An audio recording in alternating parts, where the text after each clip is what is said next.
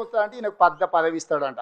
నీకున్న ప్రతిపక్ష హోదా ఊడగొట్టకపోతే నా పేరు మార్చుకుంటా బిడ్డ కేసీఆర్. 2023లో నిన్ను ఓడగొట్టిన, 2024లో నీకు గుండు సున్నా ఇచ్చిన, సర్పంచ్ ఎలక్షన్ లో పాతరేసిన, మున్సిపల్ ఎన్నికల్లో ఉప్పు పాతరేసిన, జూబ్లీ హిల్స్ కంటోన్మెంట్ లో నీకు గోరి కట్టిన, వచ్చేసారి ఆ గోరి మీద మా కాంగ్రెస్ పార్టీ కార్యకర్తలు జెండా ఎగరేస్తారు.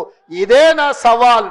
చూసుకున్నాం కేసీఆర్, నువ్వు నేను వచ్చే ఎన్నికల్లో నువ్వు నేనా, ప్రజా పాలన పాపాల భైరవుడా, మా కాంగ్రెస్ పార్టీ కార్యకర్తల లక్షలాది మంది 10 ఏళ్ళు కేసులు కట్టుకొని జైలుకు పోయి ప్రాణాలు వదిలి ఊపిరి బిగబట్టి జెండా మోసి అధికారంలోకి వస్తే పాపాల భైరవుడు రావాలి, ప్రజా పాలన పోవాలి అని మాట్లాడడానికి నీకు సిగ్గెట్లొచ్చిందని నేను అడుగుతున్నా మనిషిని. అందుకే మిత్రులారా, ఈ ఆలోచన నుంచి నా మాటగా తీసుకోండి. ఎన్నికలు ఎన్నడొచ్చినా ఎప్పుడొచ్చినా ఒక్క మాట రాసి పెట్టుకోండి. చరిత్రలో కేసీఆర్ గారు జగిత్యాలలో నిన్ను పాతరేసి 100 మీటర్ల లోతు గోతి తీసి పాతి పెట్టే కార్యక్రమం మా కాంగ్రెస్ పార్టీ జగిత్యాల కార్యకర్తలు తీసుకుంటారు.